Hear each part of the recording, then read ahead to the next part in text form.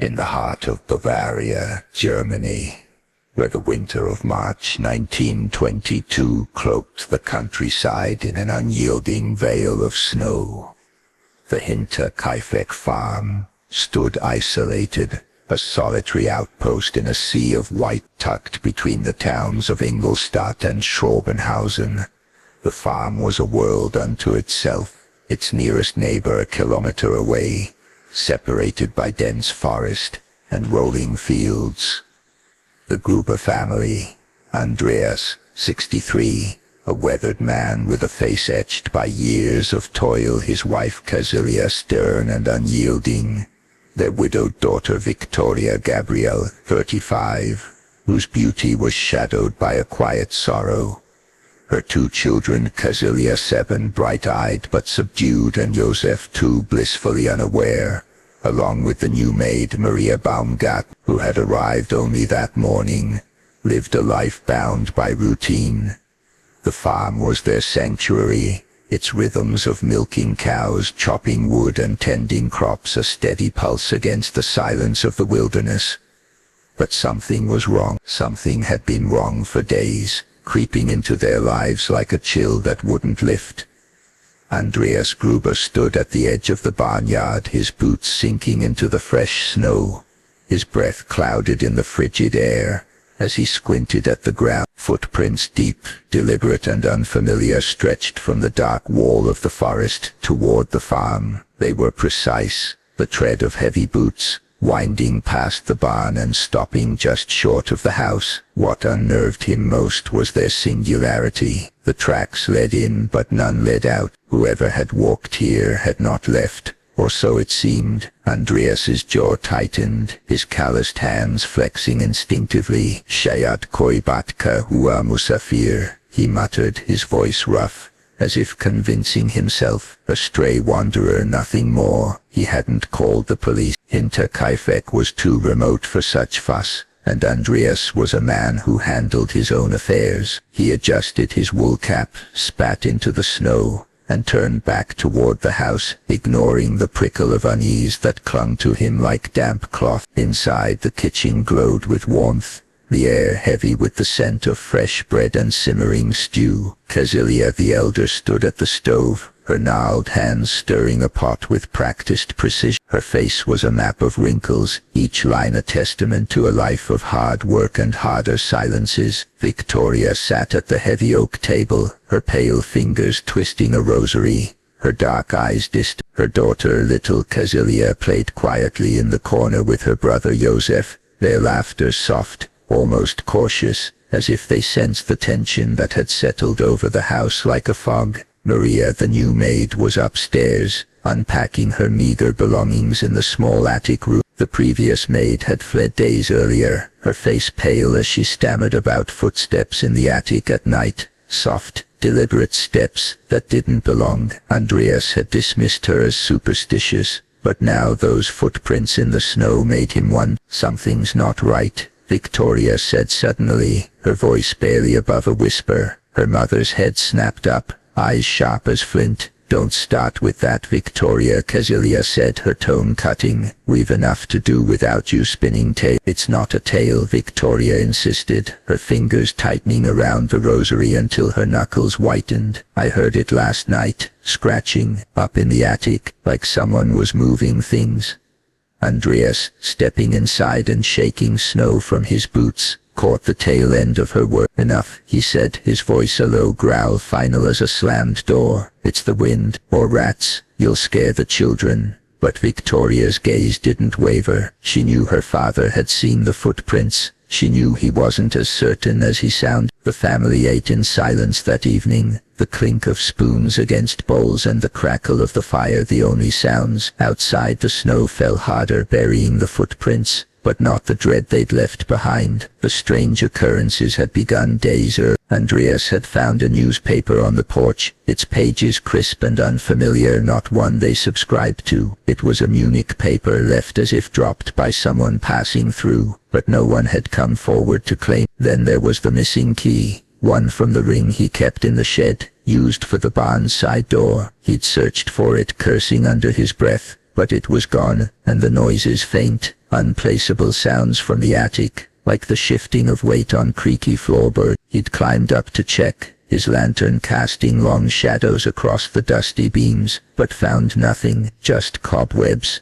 and the faint smell of mildew. Still he couldn't shake the feeling that the farm was no longer just theirs. That night, as the family slept, the house seemed to hold its breath. The wind howled, rattling the windows, but beneath it, something else stirred. In the barn where the tools hung neatly on the walls, a shadow moved. A mattock, its blade heavy and sharp, gleamed faintly in the moonlight that slipped through a crack in the wood. The shadow paused, as if listening, then melted back into the dark. Morning broke, cold and grey on March 30. Same size, same tread, leading from the forest to the barn. Again no return tracks. His heart thudded, a dull rhythm in his chest, but he said nothing to the others. He followed the trail, his boots crunching in the snow, until he reached the barn door. It was ajar, though he was certain he'd locked it the night before. Inside the air was heavy, the animals restless, their breath steaming in the cold. He scanned the shadows, his hand tightening on the pitchfork he carried. Nothing, or so he thought. "Rares," he called, his voice echoing in the empty space. No answer, just the low moan of the wind. Back in the house, Victoria was restless. She'd heard the noises again in the night, soft thumps, like something heavy being dragged. She hadn't slept, her mind racing with memories of whispered rumors. Hinterkaifeck was isolated, but not invisible. The locals talked about Victoria's late husband, about an alleged affair, about money supposedly hidden on the farm. She pushed the thoughts away, but they clung heavy as the snow outside. She dressed little Cecilia for the day, her hands trembling as she tied her daughter's scarf. At midday Maria descended from her room, her face pale as the snow outside. "Herr Gruber," she said, her voice quivering. "There's something in the attic. I heard it just now." Footsteps. Andreas's jaw tightened, his patience fraying. "You're imagining things, like the last one," he snapped, but his eyes betrayed a flicker of doubt. He climbed the ladder to the attic, his lantern casting jagged shadows across the beam. Dust motes danced in the light, but the space was empty save for a single scratch mark on the floor, fresh and deep, as if something heavy had been dragged across it. He stared at it, his breath catching, then descended without a word. That evening the family gathered in the kitchen, the air thick with unspoken fear. Little Cecilia clung to her mother's skirt, her eyes wide. "Is someone coming, Mama?" she asked, her voice small. "No one's coming," Victoria said, forcing a smile that didn't reach her eyes. Her hands shook as she poured milk for her daughter. Andreas sat at the head of the table, his face a mask of stoicism. "We're fine," he said, more to himself than to the others. "Just the weather playing tricks." But the weather didn't explain the footprint. It didn't explain the missing key, the strange newspaper, or the noises that seemed to grow louder each night. As the family retired to their rooms, the house settled into an uneasy quiet. Outside the snow fell relentlessly, blanketing the farm in a suffocating. In the barn the mattock hung silently, its blade waiting. Hours later, in the dead of night, a sound pierced the silence, a sharp, deliberate creak from the barn. Victoria stirred in her bed, her heart pounding. She lit a candle, its flame trembling as she crept to the window. The yard was empty, the snow undisturbed, but then from the direction of the barn a shadow moved, just for a moment, a flicker against the white. She gasped, the candle slipping from her hand, plunging her into darkness. Morning came, cold and unforgiving. Andreas was the first to rise as always. He stepped outside, his breath catching as he saw it, a new set of footprints, deeper this time, leading from the house to the barn. His stomach churned, a sick weight settling in his gut. He followed them, his boots sinking into the snow, until he reached the barn door. It was open again, wider this time. Inside the air was wrong, heavy, metallic, like blood. He took a step forward, his eyes adjusting to the dim light, and then he saw it. The mattock was gone. His heart raced, a frantic drumbeat in his chest. He backed away, his mind scrambling for answers. He didn't call out, he didn't run. He simply turned and walked back to the house, his face pale, his hands trembling. Inside he found Victoria in the kitchen, her eyes red from lack of sleep. "Papa," she whispered, her voice trembling. "What's happening?" He didn't answer. He couldn't. because deep down Andreas Gruber knew something was coming, something that had been watching them, waiting, leaving footprints in the snow, something that was no longer content to stay in the shadows. As the day wore on, the family went about their chores, but the air was thick with dread. Maria kept to herself, her eyes darting to the windows every few minutes. Little Kezia hummed nervously, her small hands clutching a rag doll. Joseph babbled in his crib, too young to sense the fear that gripped the others. Kezia the elder watched her husband closely, seeing the cracks in his stoic facade. That night, as the family sat down to dinner, a sound came from outside, a low guttural thud, like something heavy falling in the barn. Andreas stood, his chair scraping against the floor. "Stay here," he said, his voice low, almost a grunt. He grabbed the lantern and a shovel, stepping out into the snow. Victoria watched from the window, her breath fogging the glass. The lantern's light bobbed across the yard, then disappeared into the barn. Minutes passed, each one stretching into eternity. The silence was deafening. Then a scream, sharp, guttural, cut off abruptly. Victoria's hand flew to her mouth, her eyes wide with terror. "Papa," she cried, running to the door. Kezia the elder grabbed her arm, her grip like iron. "Don't go out there," she hissed. "Not now." But Victoria pulled free, grabbing a shawl and plunging into the night. The snow stung her face as she ran, her heart pounding in her ears. The barn loomed ahead, its door swinging in the wind. She stepped inside, her breath catching. The lantern lay on the ground, its flame flickering, casting wild shadows. And there in the darkness, something glinted, a blade, slick with something dark, wet, and unmistakably red. "Papa," she whispered, her voice trembling, barely audible over the wind. No answer, just the faint drip of something wet hitting the floor, and the suffocating weight of a presence that didn't belong. The shadows seemed to close in, and Victoria's candle flickered, threatening to go out. Somewhere in the dark something or someone was watching. The wind howled outside the Hinterkaifeck farm, a mournful wail that seemed to carry the weight of secrets buried in the snow. Victoria Gabrielle stood frozen in the barn, her shawl clutched tightly around her shoulders, her breath shallow and the lantern on the ground flickered, casting jagged shadows that danced across the walls. The air was thick, heavy with the metallic tang of blood. Her eyes locked on the glint of the missing Matic's blade, lying in a dark pool that spread across the hay-strewn floor. The scream she'd heard, her father's scream, still echoed in her mind, sharp and final, cut off like a snapped thread. "Papa," she whispered again, her voice trembling, swallowed by the silence. No answer came, only the steady drip of something wet hitting the ground, each drop a pulse in the suffocating dark. She took a cautious step forward, her boots scuffing against the dirt. The lantern's weak light revealed more.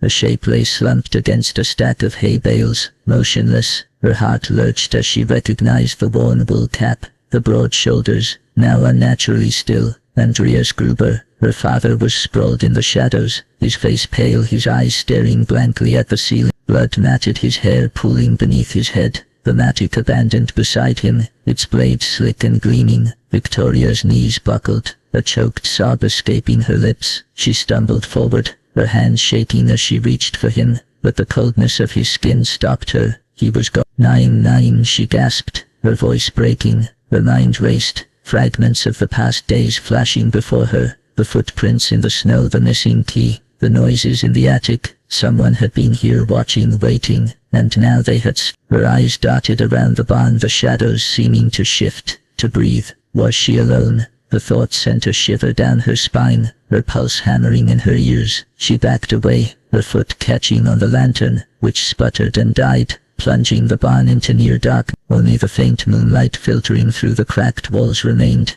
outlining the horror before her. Victoria turned and ran, her shawl catching on a nail as she fled the barn. The snow stung her face, the cold biting at her exposed skin as she stumbled toward the house. "Mom," she screamed, her voice raw, desperate. The farm was silent, the windows of the house dark, unyielding. She burst through the door, her breath hitching as she found the kitchen empty. The fire in the hearth had dwindled to embers, casting a faint red glow across the room. "Mama, Kezia," she called again, her voice echoing in the stillness. The elder Kezia, her mother, should have been there, waiting, as she always was, but the house felt wrong, too quiet, too still. She climbed the stairs, her footsteps loud in the oppressive silence. The door to her mother's room was ajar. Victoria pushed it open, her heart pounding. The room was empty, the bed neatly made, as if untouched. A chill ran through her, colder than the snow outside. She checked the children's room next, her hands trembling as she pushed open the door. Little Kezilia and Joseph were there, asleep in their beds, their small chests rising and falling. Relief washed over her, but it was fleeting. Where was her mother? Where was Maria, the maid? Back downstairs, Victoria's eyes fell on the attic ladder, its rungs barely visible in the dim light. The noises, those scratching, dragging sounds had come from there. Her stomach twisted, but she couldn't ignore it. She grabbed a knife from the kitchen, its blade cold in her hand, and climbed the ladder, each step creaking under her weight. The attic was a cavern of shadows, the air thick with dust, and something else, something sour, like fear. Her knife trembled as she scanned the space, the moonlight barely reaching through a small grimy window. Nothing, just the same scratch mark on the floor, deeper now as if something had been dragged repeatedly. She knelt, her fingers tracing the mark, and found a faint smear of something dark, blood. Her breath caught, and she backed away, nearly tumbling down the ladder. In the kitchen again she lit another lantern, her hand shaking so badly she nearly dropped the match. The house was too quiet, the silence a weight pressing against her chest. She stepped outside, the snow crunching under her boots, and called for her mother again. "Mama, where are you?" Her voice was swallowed by the wind, and the farm remained silent, the barn looming in the distance like a tomb. She didn't dare go back there, not yet. Instead she circled the house, the lantern casting a weak glow across the snow. That's when she saw them, more footprints, fresh and deep leading from the barn toward the forest. Her heart sank. They weren't her father's, they were the same as before, the same heavy tread, but this time they went both ways, coming and going. Victoria's mind reeled. Whoever had done this was still here, or had been here moments ago. She clutched the knife tighter, her eyes scanning the tree line. The forest was a wall of black, its branches swaying in the wind like skeletal fingers. She wanted to run, to take her children and flee, but where could she? The nearest neighbor was too far, and the snow was too deep. She was trapped. Back inside, she barred the door, her hands shaking as she pushed a heavy table against it.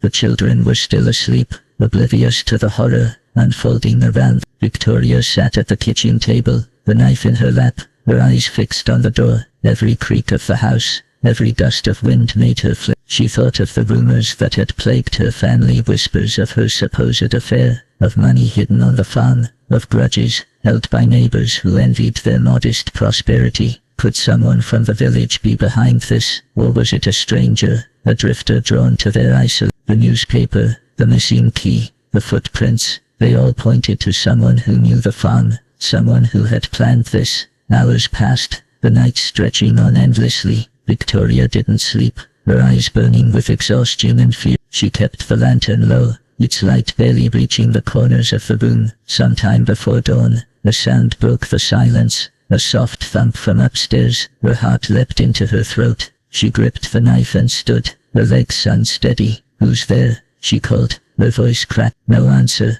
but the thump came again, followed by a faint scrape, like something being dragged. The attic, it was always the attic. She forced herself to climb the stairs, each step a battle against her fear. The children's room was still quiet, their breathing steady. She pushed open the attic door, the knife raised, the lantern casting wild shadows. The space was empty, but the scratch mark on the floor seemed longer now, stretching toward the far wall. And there in the corner was something new, a small pile of straw, arranged neatly, as if someone had been sleeping there. Her stomach churned. Someone had been in the house, in this very attic, while Victoria backed away, her mind screaming at her to run, but her body refused to move. She descended the ladder, her hand shaking so badly the lantern nearly slipped from her grasp. Back in the kitchen she sank into a chair, the knife still in her hand. The first light of dawn crept through the windows, pale and weak, but it brought no comfort. She knew she had to go back to the barn to confirm what she'd seen,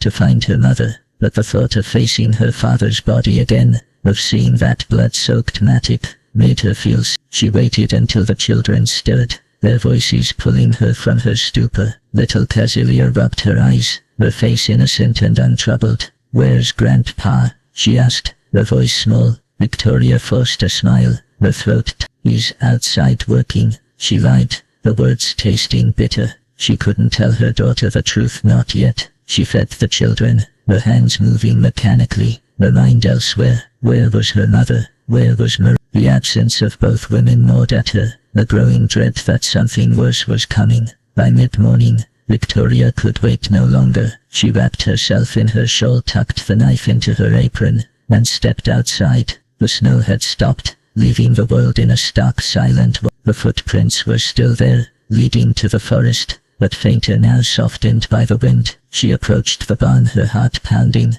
her breath shallow. The door was still open, swinging slightly in the breeze. She stepped inside, the air colder than it should have been, the smell of blood stronger now. Her father's body was where she'd left it, his face frozen in a mask of shock. But something was different. The matic was gone again. Victoria's breath hitched, her eyes scanning the shadows seemed to pulse, to watch her. She backed away, the knife raised, her heart racing, and then she saw it, another set of footprints, fresh and deep, leading from the barn toward the house. Her blood ran cold. Whoever had done this, had been back, had taken the matic, and was now somewhere on the farm, perhaps inside the house. She ran, her boots slipping in the snow, her shawl trailing behind her. Bursting into the kitchen, she found it empty, the fire cold. "Casilia, you!" she screamed, racing upstairs. The children's room was empty, the beds unmade, the air heavy with silence. Her heart stopped. She checked every room, calling their names,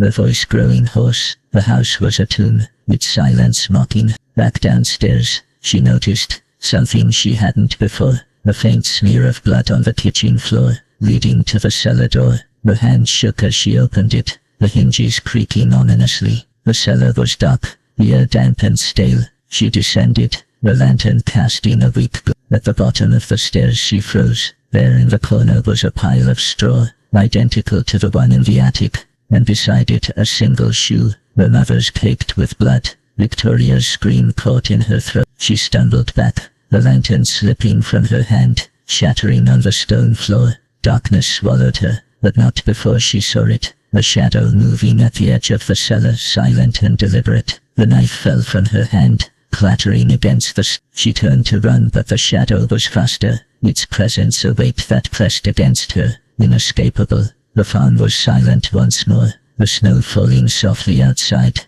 covering the footprints, the blood, but in the house, something stirred, a low guttural sound, like a blade being sharpened, waiting for its next mark. The darkness in the Hinterkaifeck farm's cellar was absolute, a suffocating void that pressed against Victoria Gabriel's skin as she stumbled backward, her breath ragged and sharp. The shattered lantern lay in pieces at her feet, its flame snuffed out, leaving only the faint echo of her mother's shoe caked with blood, burned into her mind. The shadow she'd glimpsed moved again, a deliberate shift at the edge of her vision, silent but heavy within. Her knife was gone, dropped in her panic, and now she was defenseless, her heart pounding so loudly it drowned out the wind howling outside. The farm, once her sanctuary, felt like a trap, its walls closing in, its shadows alive with malice. She turned, her hands scrabbling against the damp stone of the cellar wall, searching for the stairs. She had to get out, had to find her children, had to escape whatever was stalking her. Her foot caught on the first step, and she climbed, half crawling, her nails digging into the wood. The air grew colder as she emerged into the kitchen, the faint light of dawn seeping through the windows, casting a sickly grey pallor over the room. The smear of blood on the floor was still there, a dark trail leading from the cellar door, mocking her with its presence. Victoria's eyes darted to the barred door, the table still pushed against it, undisturbed. But the silence was wrong, too heavy, too complete. Where were Casilia and Joseph? The absence of her children's voices, their small footsteps, was a knife in her chest. Casilia, Joseph, she called, her voice hoarse, cracking under the weight of her fear. The house answered with nothing but the creak of settling wood. She stumbled to the stairs, her legs trembling, and climbed to the children's room. The door was ajar, the beds empty, the blankets tangled as if abandoned in haste. Her heart lurched. She tore through the room, checking under the beds, behind the wardrobe, her hands shaking as she called their names again and again. Nothing, no sign of, only the faint scent of straw lingered, the same as she'd found in the attic and cellar, a sickening reminder of the presence that seemed to haunt every corner of the farm. Victoria's mind raced, piecing together the fragments of the past day, the footprints in the snow, the missing key, the strange newspaper, the noises in the attic. Now her father's body in the barn, the mattock gone again, her mother's bloody shoe in the cellar. Someone was here, someone who knew the farm, who moved with purpose, leaving traces but never revealing themselves. The rumors about her family, whispers of hidden money, of grudges, of her own supposed scandals swirled in her mind. Could it be someone from the village, a neighbor with a score to settle, or something worse, something drawn to Hinterkaifeck's isolation, its vulnerability? She descended to the kitchen, her eyes scanning for anything to defend herself with. The knife was gone, lost in the cellar, but she grabbed a heavy iron poker from the hearth, its weight cold and reassuring in her hands. She moved to the window, peering out at the snow-covered yard. The barn loomed in the distance, its door still swinging in the wind, a dark maw that seemed to beckon her. The footprints she'd seen earlier leading from the barn to the house were fainter now, half buried by fresh snow, but they were there, a silent accusation. She had to find her mother, her children, Maria. She couldn't stay in the house, not with that shadow lurking, not with the farm feeling like a grave. Wrapping her shawl tighter, Victoria unbarred the door and stepped outside, the cold biting at her. The wind carried a faint sound, a low rhythmic thumping, coming from the direction of the barn. Her stomach twisted, but she forced herself to move, the poker gripped tightly, her boots sinking into the snow. The farm was eerily still, the animals silent in their pens, as if they too sensed the wrongness that had taken root. She reached the barn, her breath hitching as she saw the door, wide open now, the darkness inside swallowing the light. Her father's body was still there, slumped against the hay, the blood around him frozen into a dark, glistening pool. But something was different. His cap was gone, and a faint trail of blood led deeper into the barn toward the back where the tools were kept. Victoria's heart pounded as she followed the trail, her poker raised, her eyes straining in the dim light. The blood led to a corner, where a pile of straw was scattered, as if someone had been digging through it, and there, half buried in the hay, was another body. Her mother, Cecilia, lay crumpled, her face a mask of terror, her skull caved in, blood matting her gray hair. The mattock was beside her, its blade slick with fresh blood as if it had been used only moments ago. Victoria screamed, the sound tearing from her throat, raw and primal. She dropped to her knees, her hands hovering over her mother's body, unable to touch, unable to comprehend. "Mama," she whispered, tears streaming down her face. The cold seeped into her bones, but she barely felt. Her family was being taken, one by one, and she was powerless to stop it. She staggered to her feet, the poker slipping from her hand, her mind a chaos of fear and grief. The children, she had to find the children. She stumbled out of the barn, her eyes scanning the yard,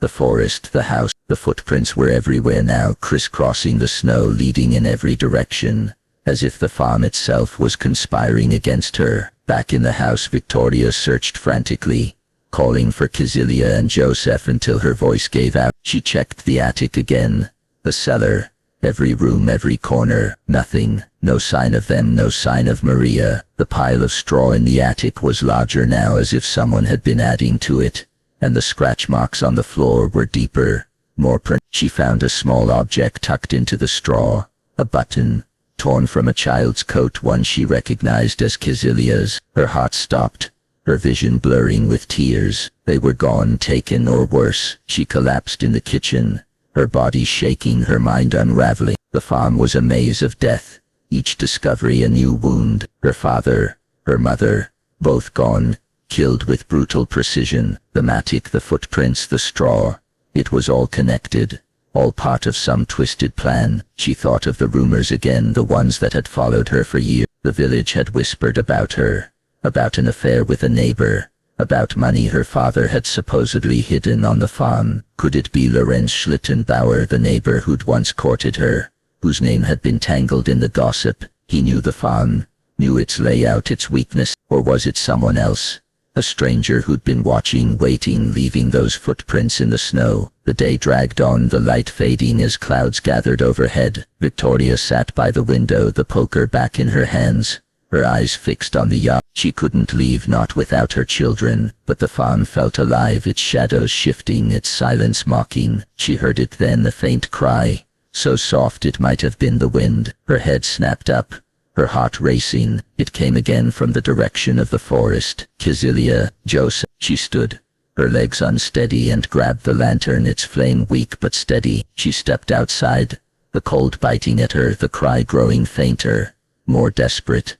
The forest was a wall of black, its branches clawing at the sky. Victoria followed the sound, her boots sinking into the snow, her lantern casting a trembling glow. The footprints were there again, leading into the trees deeper than before, as if someone had been carrying something heavy. Her breath caught as she saw a small shape in the distance, a scrap of fabric caught on a branch. It was Cecilia's scarf, its bright red stock against the snow. Victoria ran toward it, her heart pounding, her voice calling her daughter's name. The cry came again, closer now, but it wasn't coming from the forest. It was behind her, back at the farm. She turned, her lantern swinging, and saw a flicker of movement near the house, a shadow darting across the yard. Her blood ran cold. She ran back, the scarf clutched in her hand, her mind screaming with fear. The house was dark, the door ajar, though she was certain she'd closed it. She stepped inside, the poker raised, her breath shallow. The kitchen was empty, but the cellar door was open again,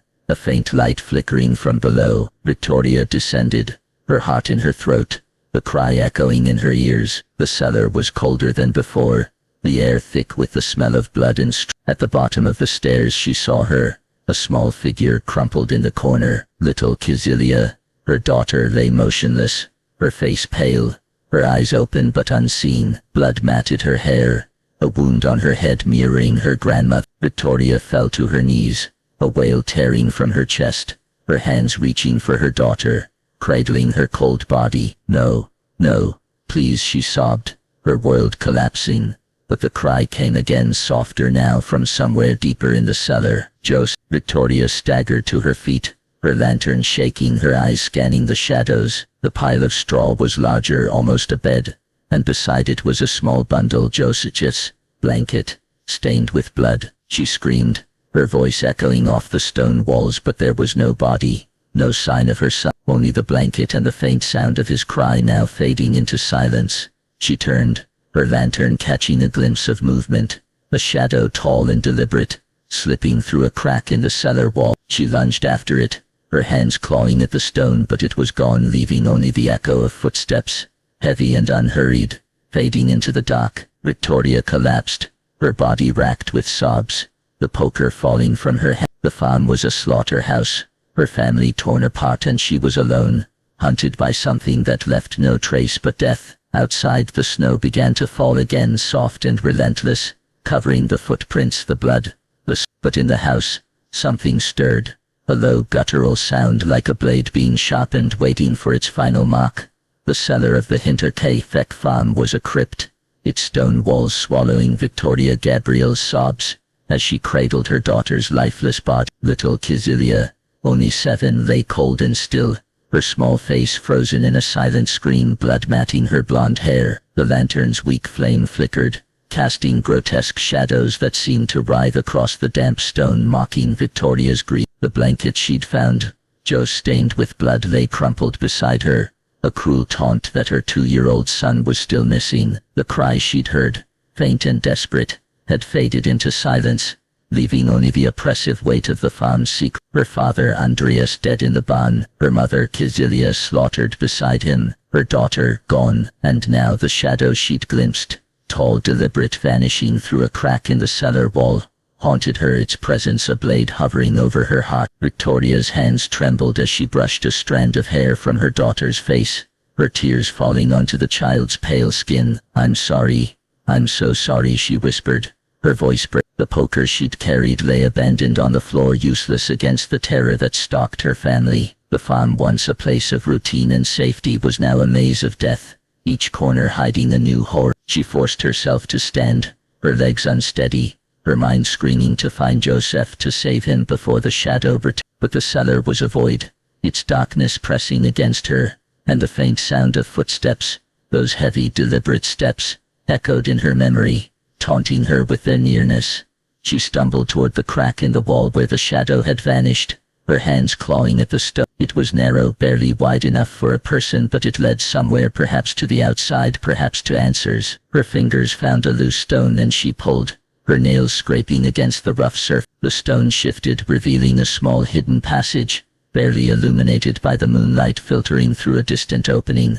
The air within was foul, thick with the smell of earth, and something sharper, like decay. Victoria hesitated, her heart pounding, but the thought of Joseph, his small innocent face, his babbling voice, pushed her forward. She grabbed the lantern, its flame barely alive, and squeezed into the passage, her shawl catching on jagged edges. The passage was tight, the walls pressing against her shoulders, the air growing colder with each step. The lantern's light flickered, casting erratic shadows that seemed to move on their own. She heard it again, a faint cry, Joseph's cry coming from her heart leapt, her pace quickening despite the fear that clawed at her. The passage opened into a small chamber, its walls lined with old crates and sacks, remnants of the farm's. In the corner, a pile of straw identical to those in the attic and cellar lay neatly arranged, as if someone had been sleeping there. Beside it was a small toy, one of Joseph's, its wooden surface stained with dark smudges. Victoria's breath caught,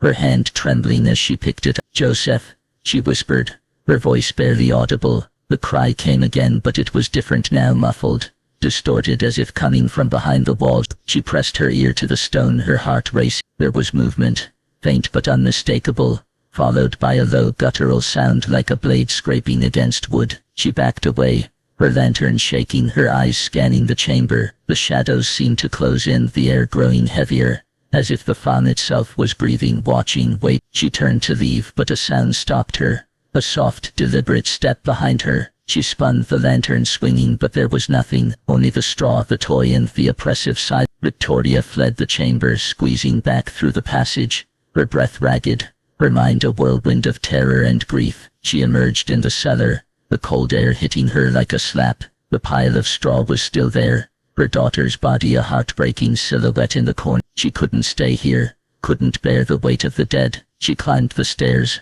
her legs barely holding her, and stumbled into the kitchen. The house was silent, the fire long dead, the blood smear on the floor a grim reminder of the nightmare unfolding around. She barred the door again, her hands shaking, and sank into a chair, the toy still clutched in her hand. Joseph was out there somewhere, and she had to find him. But the farm was a predator, its shadows hiding a killer who moved with chilling precision. The day dragged on, the light outside fading to a dull gray, as clouds gathered overhead. Victoria's eyes burned with exhaustion, her body aching, but she couldn't rest. She thought of Maria, the maid, who had vanished without a trace. Was she dead too, hidden somewhere on the farm, or had she fled, abandoning them to this horror? Victoria's mind turned to the rumors again, whispers of her alleged affair with Lorenz Schlittenbauer, the neighbor who'd once courted her, whose name had been dragged through the village's gossip. He knew the farm, knew its hidden corners, its weaknesses. Could he be the shadow driven by jealousy or greed, or was it someone else?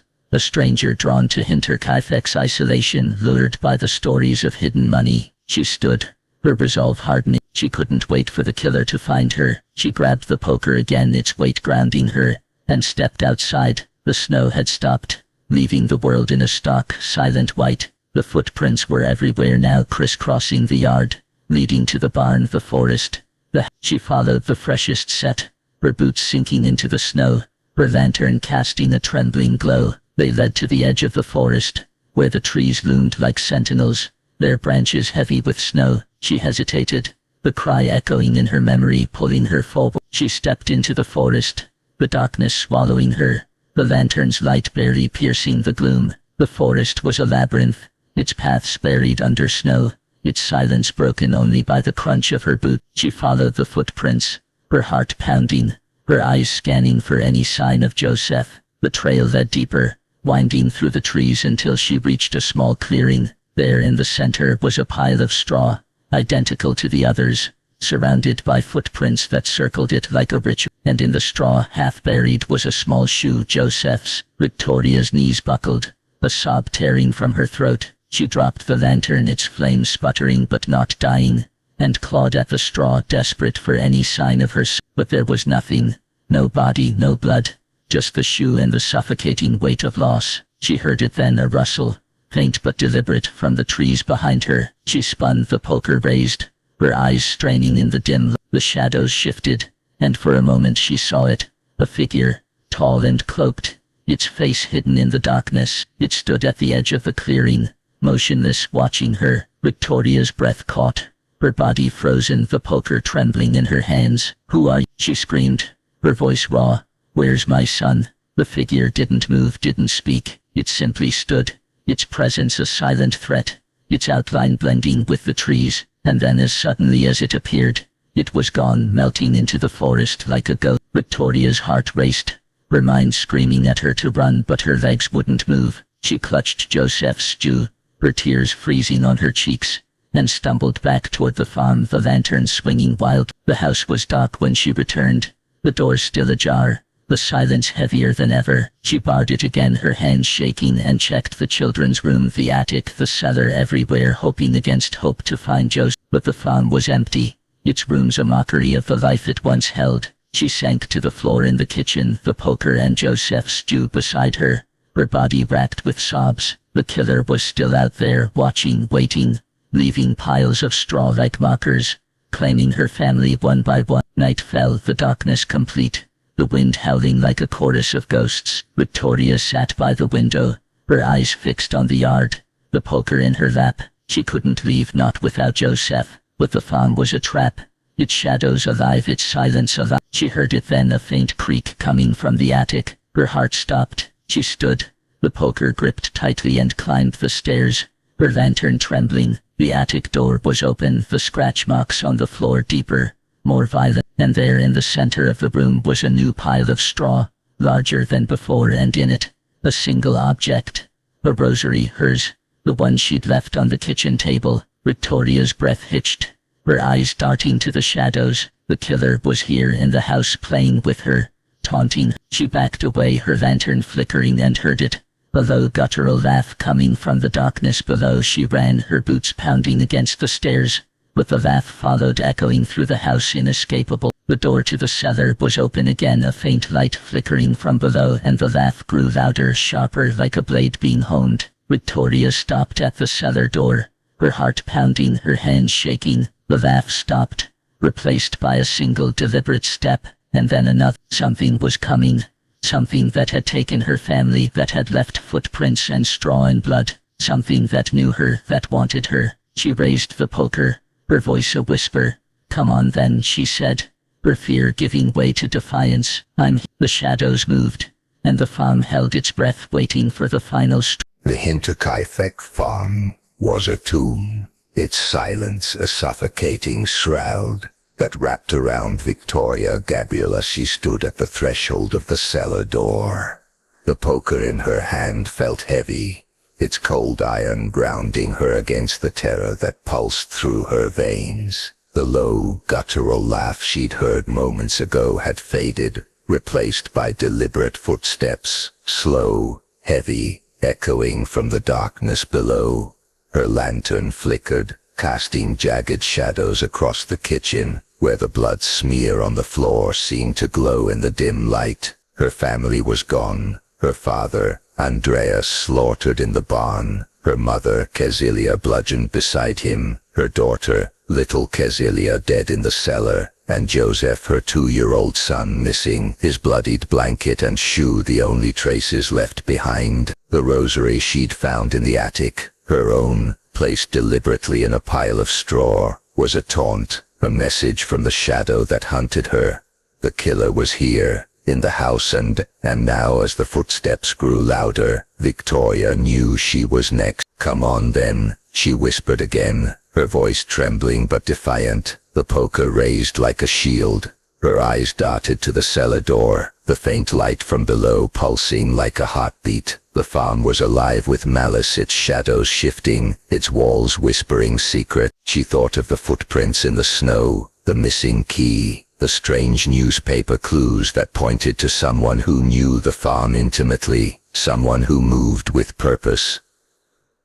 Was it Lorenz Schlittenbauer, the neighbor whose name had been tangled in rumors of her supposed affair, or a stranger, drawn to Hinterkaifeck's isolation, lured by tales of hidden wealth? The questions burned in her mind, but there was no time for answers. The footsteps stopped, and the silence was worse, a predator holding its breath before the strike. Victoria took a step toward the cellar, her lantern trembling, its flame barely clinging to life. The air grew colder, the smell of blood and straw stronger with each step. She descended, her boots echoing on the stone stairs, her heart pounding so loudly it seemed to shake the walls. At the bottom, the cellar was a cavern of shadows, the pile of straw, and her daughter's body a grim reminder of the horror that had claimed her family. The faint light she'd seen came from a single candle, placed deliberately in the center of the room, its flame steady, unnatural. Beside it was another pile of straw, larger than before, and in it, a small toy horse, Joseph's favorite, its wooden surface slick with fresh blood.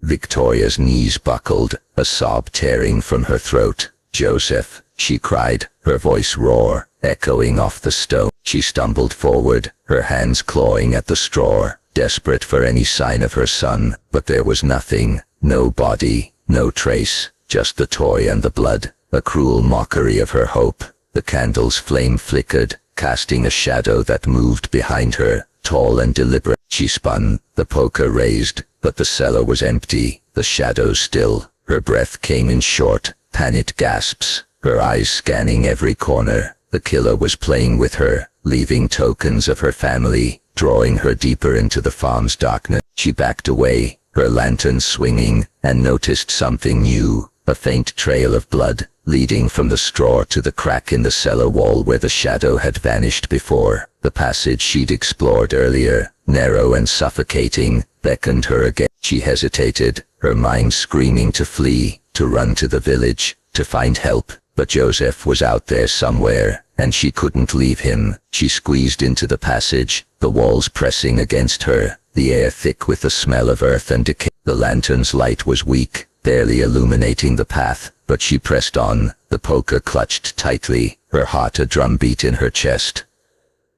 The passage twisted, descending slightly, its walls growing damp and slick. The air was colder now, the smell of blood stronger, mingling with something sour, like fear. She heard it again, a faint cry, Joseph's cry, coming from ahead. Her heart leapt, her pace quickening despite the terror that clawed at her. The passage opened into the same small chamber she'd found before, its walls lined with crates and sacks, the pile of straw in the corner larger now, almost a bed, and there in the center, was a small bundle of cloth, Joseph's blanket, folded neatly as if placed with care. Victoria's hands shook as she picked it up, her fingers tracing the bloodstains, her tears falling onto the fabric.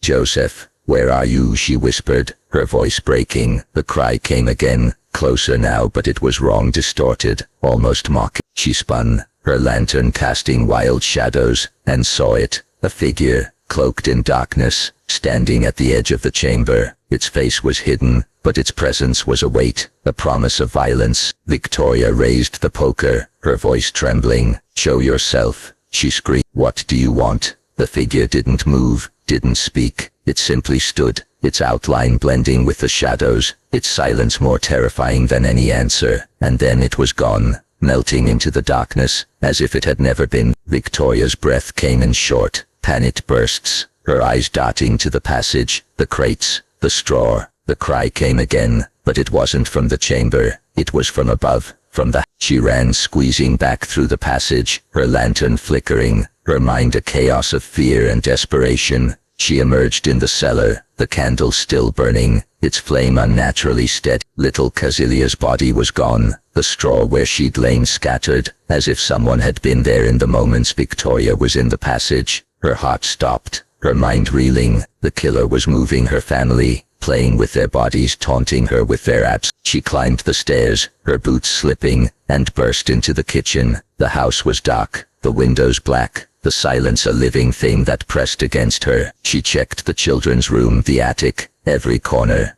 No sign of Casilia, no sign of Joseph, no sign of Maria, the maid who had vanished without a trace. Victoria's eyes fell on the attic ladder, its rungs barely visible in the dim light. The noises, the piles of straw, the rosary, they all pointed to the attic, the heart of the farm's secret. She climbed her lantern trembling, her poker raised. The attic was a cavern of shadows, the scratch marks on the floor deeper now, stretching across the room like claw marks. The pile of straw was larger, almost a nest, and in it was a new object, a hairpin, her mother's, its silver glinting in the lantern's light. Victoria's breath caught, her hands shaking as she picked it up. The killer was here, leaving pieces of her family like breadcrumbs, leading her deeper into the nightmare. She heard it then, a low guttural sound like a blade being sharpened, coming from the far corner of the attic. She spun, her lantern swinging, and saw a shadow move, swift and silent, disappearing behind a stack of crates. "Who's there?" she screamed, her voice raw, her poker trembling. The sound came again, closer now, and she backed away, her eyes straining in the dim light. The shadows seemed to pulse, to breathe, as if the farm itself was alive, conspiring against her. She stumbled toward the ladder, her lantern flickering, and heard it, a single deliberate step,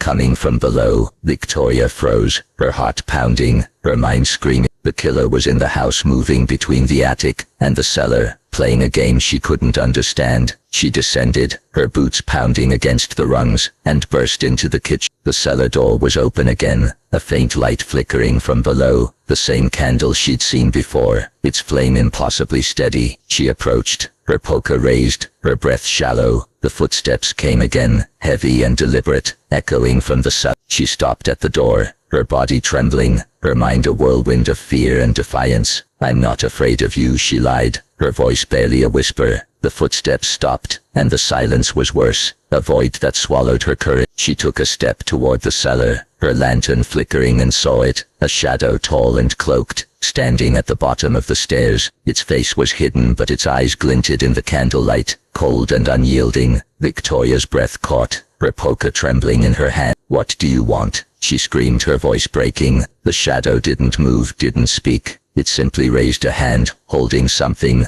a small bloodied shoe, Joseph's. Victoria's heart stopped, a wail tearing from her throat. She lunged forward, the poker swinging, but the shadow was gone, the candle snuffed out, the cellar plunging into darkness. She stumbled down the stairs, her lantern dying, her hands clawing at the air. The pile of straw was there, larger now, and in it was a new object, a locket, hers, the one she'd worn since her husband's death. The killer was toying with her, leaving pieces of her life, her family, her past. Victoria collapsed, her body racked with sobs, the poker falling from her hand. The farm was a slaughterhouse, its shadows alive, its silence a lie. She heard it then, a faint cry, Joseph's cry coming from outside, from the barn. She staggered to her feet, her lantern gone, her hands empty, and ran into the night, the snow stinging her face. The barn loomed ahead, its door wide open, a dark maw that beckoned her. She stepped inside, the air heavy with the smell of blood, and saw it, a pile of straw,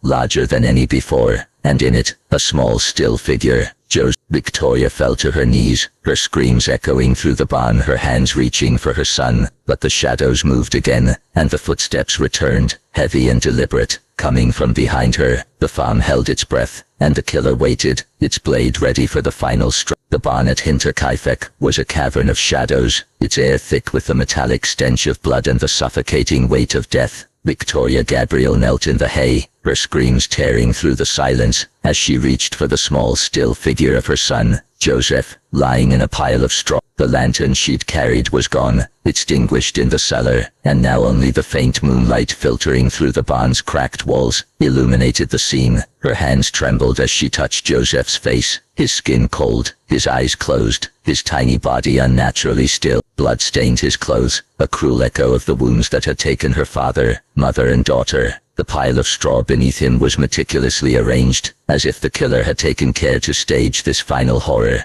a twisted offering in the farm's endless night. Victoria's sobs choked her, her vision blurred with tears, her heart shattered by the loss of her entire family. The footsteps she'd heard behind her, heavy, deliberate, had stopped, but the presence lingered, a predator watching from the dark. "Joseph, my baby," she whispered, her voice raw, her hands cradling his small form. The barn was silent, the wind outside muffled, as if the farm itself was holding its breath. Her eyes darted to the shadows, searching for the figure she'd glimpsed in the cellar, the cloaked shadow that had held Joseph's bloodied shoe, that had left her rosary, her mother's hairpin, her daughter's butt. The killer was here somewhere, playing a game of cat and mouse, leaving tokens of her family like trophies. The footprints in the snow, the missing key, the strange newspaper, all pieces of a puzzle she couldn't solve, all pointing to someone who knew the farm, who moved with chilling precision. Victoria's grief gave way to a burning rage, a defiance that surged through her veins. She stood, her hands shaking, her eyes scanning the barn.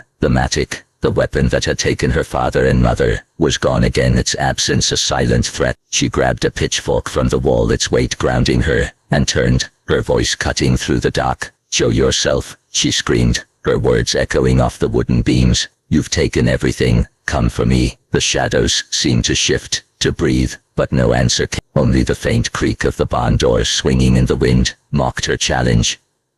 She stepped forward, the pitchfork raised, her eyes straining in the dim light. The pile of straw where her father had died was still there, the blood frozen into a dark, glistening pool. Her mother's body was gone, moved by the killer, just as her daughter's had been. The farm was a slaughterhouse, its rooms and corners defiled by death, its silence a lie that hid the killer's presence. Victoria's mind raced, replaying the clues, the footprints that led nowhere, the noises in the attic, the piles of straw that marked each death. Was it Lorenz Schillertmauer, the neighbor whose name had been tangled in rumors of her supposed affair? He knew the farm, knew its hidden passages, its vulnerabilities. Or was it a stranger, a drifter, drawn to Hinterkaifeck's isolation, lured by tales of hidden money? The questions burned, but there was no time for answers. She had to find the killer, had to end. She moved deeper into the barn, the pitchfork trembling in her hands, her boots scuffing against the dirt. The air grew colder, the smell of blood stronger, mingling with the faint scent of straw. She noticed a new trail, faint, almost invisible, leading to the back of the barn where the tools were kept.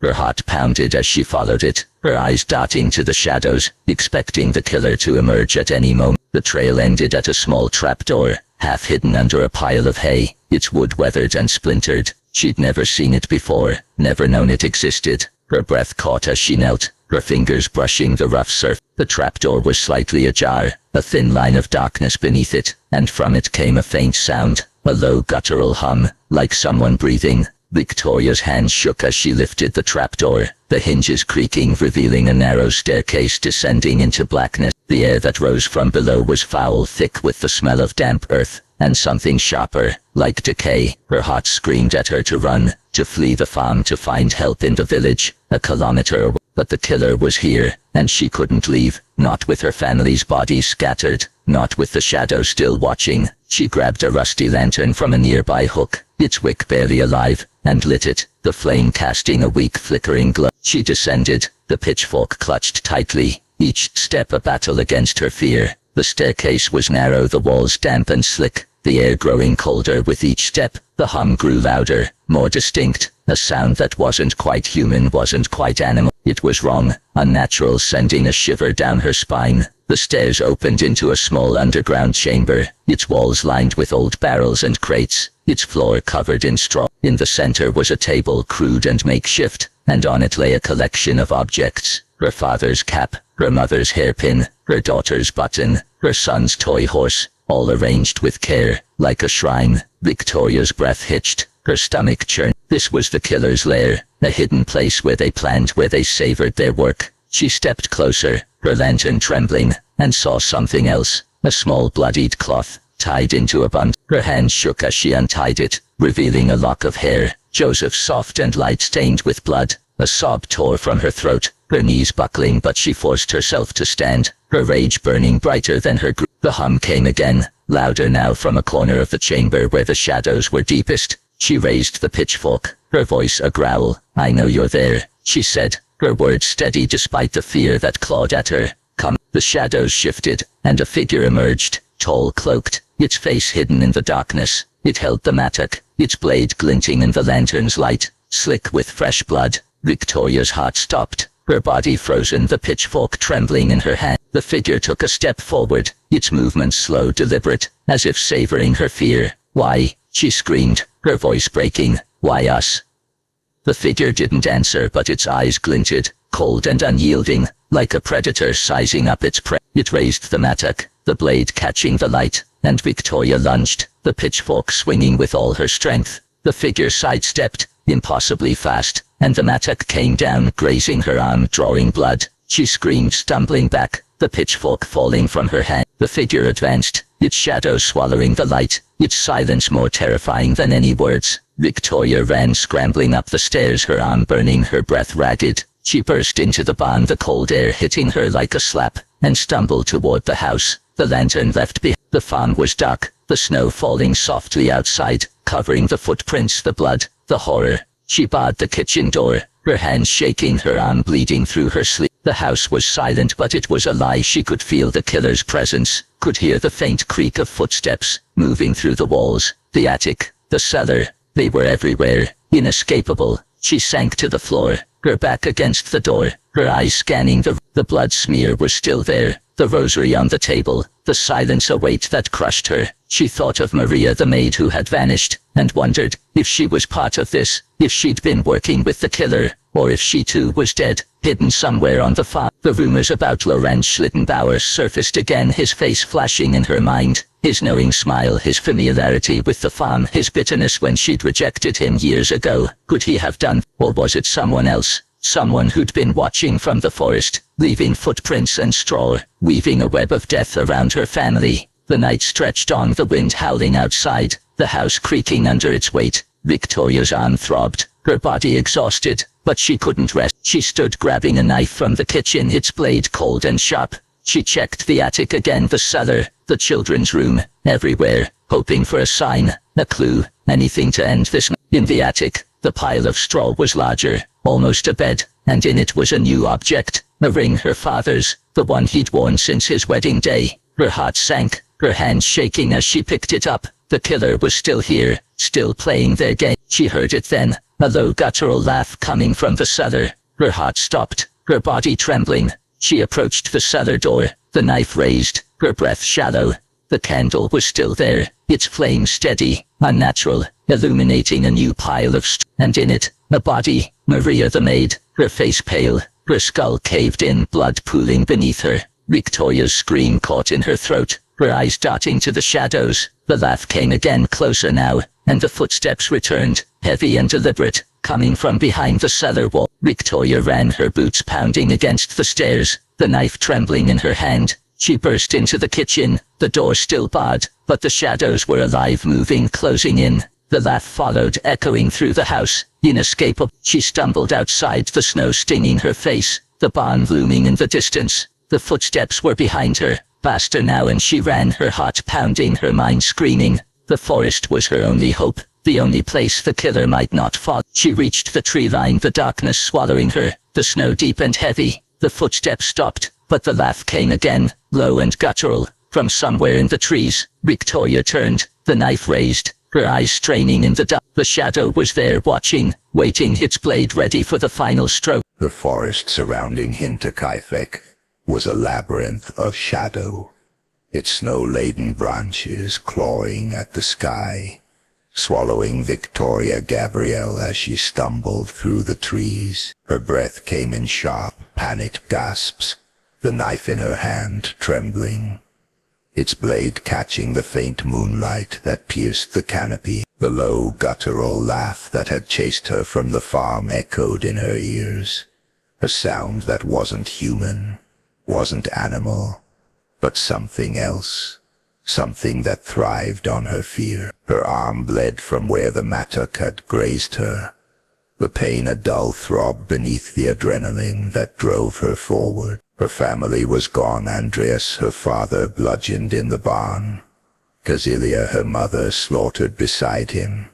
Her daughter, little Casilia, dead in the cellar. Joseph, her son, a lifeless form in the straw, and now Maria, the maid, her body a final taunt in the farm's endless night. The killer was behind her, their footsteps silent now, but their presence a weight, a shadow that clung to her like damp rot. Victoria's boots sank into the snow, each step a struggle, her body heavy with exhaustion and grief. The knife felt useless, a frail defense against the figure she'd glimpsed, tall, cloaked, its eyes glinting with cold malice. The farm, her home, was a slaughterhouse, its rooms marked by piles of straw, blood, and tokens of her family. Her father's ring, her mother's hairpin, her daughter's button, her son's toy horse, her own rosary. The killer had woven a web of death, leaving clues that taunted her, drawing her deeper into their game. The footprints in the snow, the missing key, the strange newspaper, they all pointed to someone who knew the farm, who moved with chilling precision. Lorenz Schlittenbauer's face flashed in her mind, his bitterness, his familiarity with Hinterkaifeck's hidden corners. But the laugh, the shadow, the sheer malice, it felt bigger, darker, like something born of the forest itself. She tripped over a root, falling to her knees, the knife slipping from her hand into the snow. Her hands scrambled to find it, her fingers numb, her breath clouding in the frigid air. The forest was silent now, the laugh gone, but the silence was worse.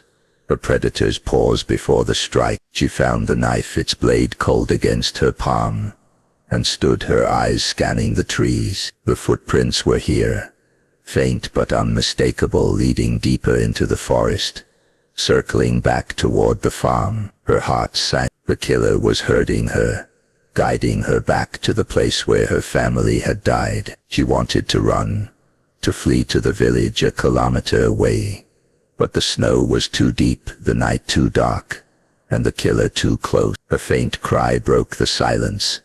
Joseph's cry, or so it seemed, though she knew it couldn't be. Her son was dead, his body left in the barn, yet the sound pulled at her, a cruel echo of hope. She followed it, her boots crunching, her lantern long gone, her eyes straining in the moonlight. The footprints led to a small clearing, the same one where she'd found Joseph's shoe, now buried under fresh snow. In the center was a pile of straw larger than any before, arranged with care like a ritual, and in it a new object, a locket, her husband's, the one she'd buried with him years ago. Victoria's breath caught, her mind reeling. The killer had dug it up, had violated even the dead to torment her.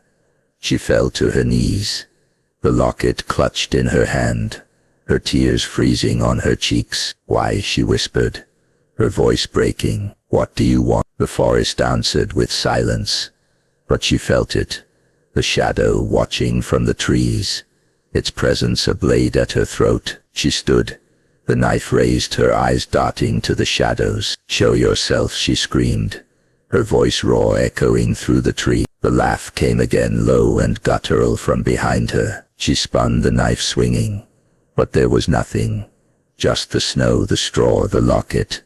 The cry came again, fainter now, from the direction of the farm. Victoria's heart pounded, her mind screaming that it was a trick, but her legs moved before she could stop them. She ran, the snow slowing her, the trees clawing at her shawl. The farm emerged from the darkness, its silhouette a jagged wound against the sky. The barn door was open, swinging in the wind, the house dark and silent. She approached the barn, her knife trembling, her breath shallow. The air inside was heavy, the smell of blood and straw overwhelming. Joseph's body was gone, the straw where he'd lain scattered, as if the killer had been here, moving him, taunting her. She stumbled through the barn, her eyes scanning the shadows. The knife raised, the trapdoor she'd found earlier was open, the staircase descending into blackness. The cry came again from below, and Victoria's heart lurched. She grabbed a pitchfork from the wall, its weight steadier than the knife, and descended, each step a battle against her fear. The underground chamber was as she'd left it. The table with her family's tokens. Her father's cap, her mother's hairpin, her daughter's button, her son's toy horse. Now joined by the locket, the pile of straw was larger, almost a bed, and in it was a new object. A scarf, her own. The one she'd worn yesterday, now stained with blood.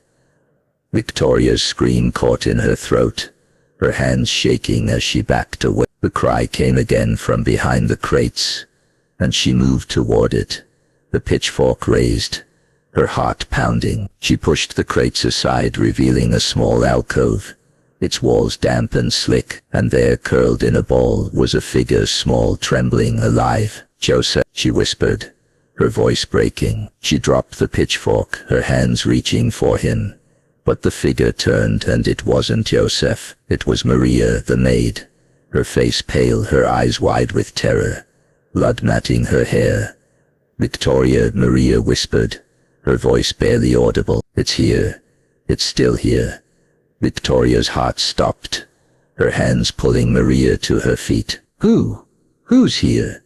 she demanded, her voice trembling. Maria's eyes darted to the shadows, her body shaking. It knows everything," Maria stammered. "It's been watching in the walls, in the straw. It's not human." Victoria's blood ran cold, her eyes scanning the chamber. The laugh came again, low and guttural, from the passage she'd entered. She grabbed Maria's arm, pulling her toward the stairs. But the maid was weak, her steps faltering. "We have to go," Victoria said, her voice urgent. Now. They climbed, the pitchfork left behind, the knife clutched in Victoria's hand. The barn was dark, the shadows alive, the air heavy with the smell of blood. They stumbled toward the house, the snow stinging their faces, the laugh following. Closer now. Victoria barred the kitchen door, her hands shaking, Maria collapsing beside her. The maid's breathing was shallow, her face pale, her words incoherent. "It's in the house," she whispered. "It's always been in the house." Victoria's mind raced, the pieces falling into place, the hidden passages, the piles of straw, the tokens. They weren't random. The killer had been living here, in the walls, the attic, the cellar, watching them, planning. She thought of Lorenz again, his knowledge of the farm, but Maria's words echoed. "It's not human." The laugh, the shadow, the precision. It felt otherworldly, a force born of the farm's isolation, its secrets. She helped Maria to a chair, grabbing a knife from the kitchen, her eyes scanning the room. The cellar door was open again, a faint light flickering from below. The laugh came louder now, and the footsteps, heavy, deliberate, echoed from the stairs. Victoria's heart pounded, her knife trembling. "Stay here," she told Maria, her voice steady despite the fear. She approached the cellar, the knife raised, her breath shallow. The light was the same candle, its flame steady, unnatural, illuminating a new pile of straw, and in it, a body. Joseph, his small form curled as if asleep, blood pooling beneath him. Victoria's scream tore through the house, her knife falling. Her body collapsed. She crawled to him, her hands cradling his face, her tears falling onto his cold skin. The footsteps stopped, and the laugh came again from behind her. She turned, the knife retrieved, her eyes straining in the dark. The shadow was there, tall and cloaked, the mattock in its hand, its blade glinting. "Why?" she screamed, her voice raw. "Why us?" The figure stepped forward, its face still hidden, its eyes glinting with malice. It raised the mattock, and Victoria lunged, the knife swinging, catching the figure's arm. It staggered, a low growl escaping, but it was fast, impossibly fast. The mattock came down and Victoria screamed, pain exploding in her shoulder.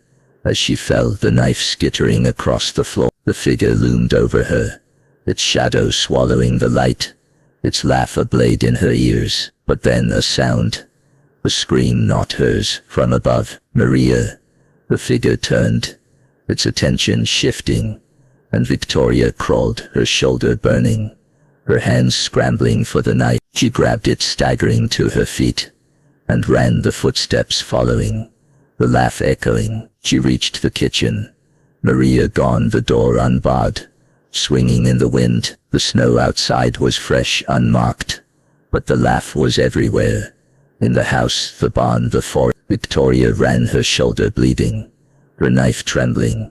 The farm a blur of death and shadow. The village was her only hope, but the snow was deep, the night endless. The laugh followed, closer now, and the footsteps returned, heavy and deliberate. She stumbled, falling into the snow, the knife slipping from her hand. The shadow loomed, the mattock raised, its blade catching the moonlight. Victoria closed her eyes, her family's faces flashing before her, and the farm held its breath, the final stroke falling in silence. The snow fell softly, covering the footprints, the blood, the bodies. Hinterkaifeck was silent, its secrets buried.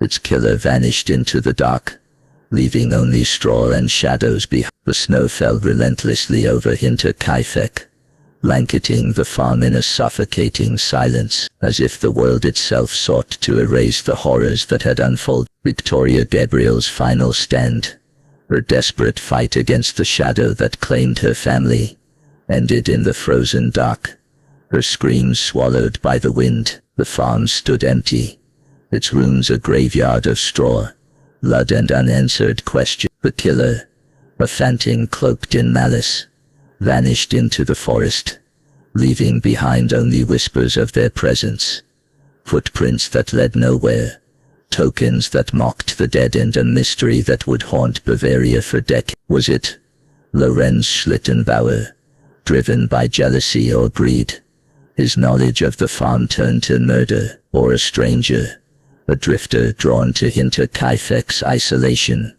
feeding on its secret? The piles of straw, the hidden passages, the chilling precision. Some say it was no man at all, but something darker, born of the farm's solitude, a force that lingered in its walls. The truth remains buried, as lost as the Gruber family, their lives snuffed out in a single brutal night. As the snow covered the last traces of blood, Hinterkaifeck became a legend, a wound in the heart of Bavaria that never healed. The case remains unsolved, its questions echoing through time, a chilling reminder that some shadows never fade. And somewhere in the silence of the forest, the laugh lingers, low and guttural, waiting for the next soul to wander too close.